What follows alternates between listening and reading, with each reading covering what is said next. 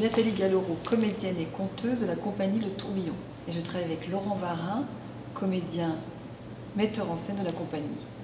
Alors le projet qui nous concerne ce soir, c'est des universitaires qui ont monté un colloque autour du thème sport et racisme et qui ont fait appel à nous, artistes, pour qu'on propose des lectures théâtralisées autour du même thème. D'accord.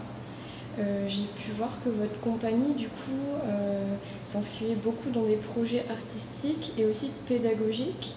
Donc, est-ce qu'à ce moment-là, la lecture théâtralisée, ça se met dans cet univers-là un peu pédagogique Alors, je ne sais pas si pédagogique c'est le bon mot, mais effectivement, l'intérêt, c'est de croiser des regards sur un même sujet pour essayer de faire ressortir une multiplicité de points de vue, en fait. Et on a déjà travaillé avec les universitaires, on s'est rendu compte que c'était très riche d'avoir un discours scientifique croisé avec un discours artistique. On n'amène pas forcément la même chose. Les artistes pensent, bien sûr, mais amènent aussi beaucoup d'émotions qui permettent de se frayer un chemin différent à l'intérieur de chacun.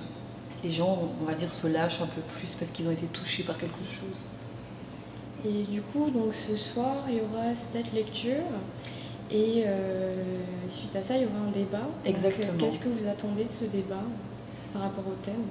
Qu'est-ce qu'on attend d'un débat? Quelque chose de pas consensuel.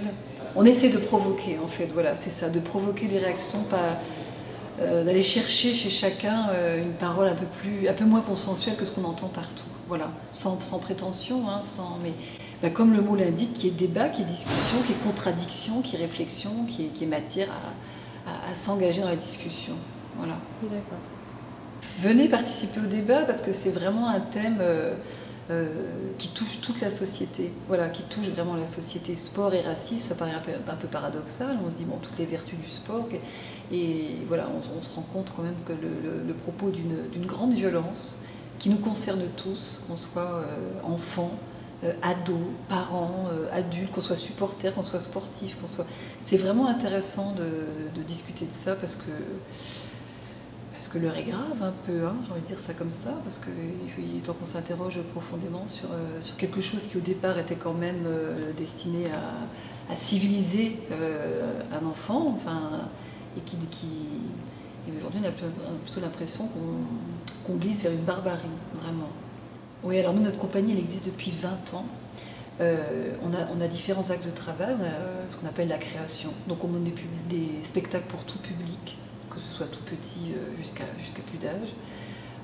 On a un axe atelier de pratique artistique. Donc on forme les gens à l'art de la scène.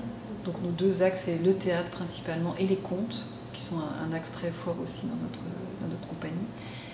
Et on a aussi un axe dans les entreprises. On intervient pour essayer de dénouer des tensions, se questionner toujours à l'aide d'un théâtre très particulier qui s'appelle le théâtre d'Augusto Boal, qui est quelqu'un qui a beaucoup réfléchi sur les rapports de dominé, dominant. Il a toute une poétique très très intéressante. Et ce qu'on aime par-dessus tout, c'est le théâtre participatif où on fait monter des gens sur scène. Voilà. On essaie d'apporter le théâtre dans des lieux qui en manquent cruellement.